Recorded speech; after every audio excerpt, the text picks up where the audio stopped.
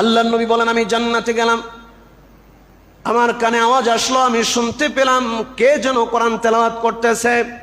আমার কাছে এটা নিশ্চিত হলো, আমার কাছে এটা নিশ্চিতভাবে মনে হলো আমার উম্মতের কেউ হবে।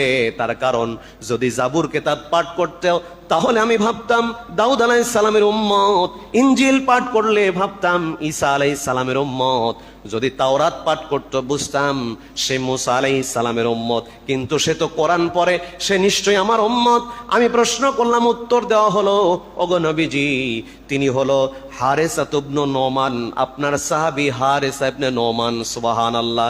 আল্লাহ নবী হারেসাকে প্রশ্ন করলেন, হারেসা ইবনে নোমান, তুমি কি এমন আমল করো জীবদ্দশায় তুমি দুনিয়াতে বেঁচে আছো, অথচ তোমাকে জান্নাতের ভিতরে কোরআন পাঠ করতে দেখলাম, কি এমন আমল করো হারেসা ইবনে নোমান যে কারণে তুমি দুনিয়াতে বেঁচে থাকা অবস্থায় তোমাকে জান্নাতে কোরআন পাঠের অনুমতি